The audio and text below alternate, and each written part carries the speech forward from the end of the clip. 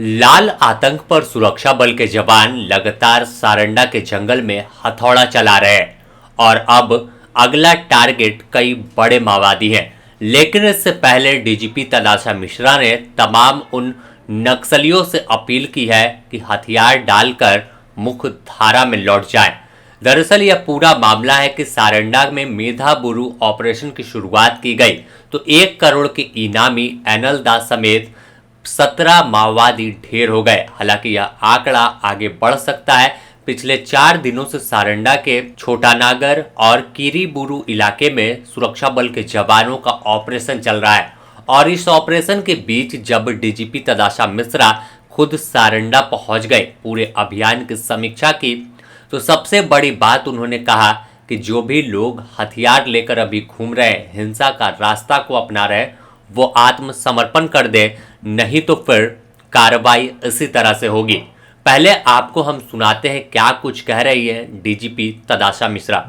यही एक मैसेज है कि लोग हिंसा का पथ को छोड़े और डेवलपमेंट से जुड़े, विकास से जुड़े। इसके लिए पुलिस भी आगवन है और सिविल एडमिनिस्ट्रेशन भी इच्छुक है और मुख्यमंत्री भी चाहते हैं कि हम लोग का जो जो एरिया से नक्सल मुक्त हो रहे हैं उसमें भी हम लोग विकास का कार्य करें।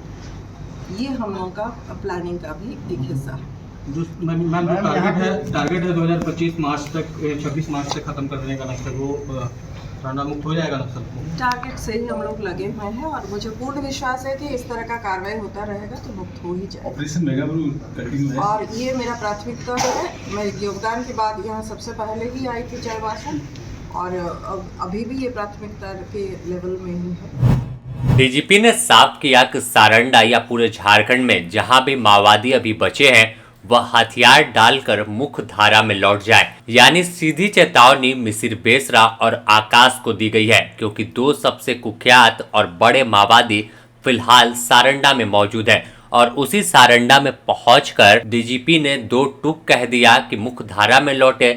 सरकार भी यही चाहती है कि विकास हो और उन इलाकों का भी जहां अब तक बदहाली है।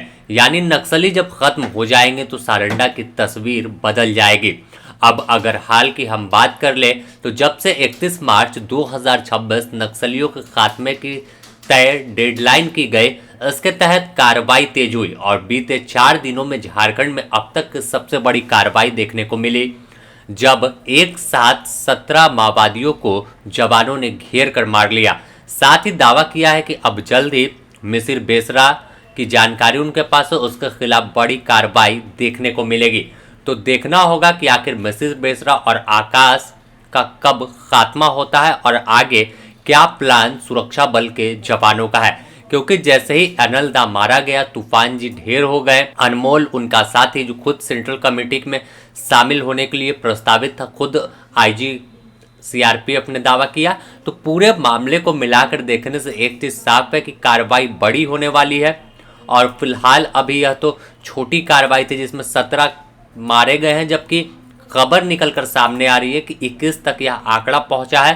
हालांकि पूरे मामले में जल्द ही 1 से 2 दिनों में और खुलासा होगा। तमाम फोर्स सीआरपीएफ, जगुआर, कोबरा, जिला पुलिस जंगल में कैंप बनाकर बैठी है और तलाश 2 बड़े कैडर की कर रही है। माना जा रहा है कि यह अभी अगर खत्म हो गई या गिरफ्तार हो जाते हैं या फिर हथियार डाल देते हैं तो झारखंड से नक्सलवाद खुद खत्म हो जाएगा, क्योंकि कोई नेतृत्व करने वाला ही इनके पास नहीं बचेगा।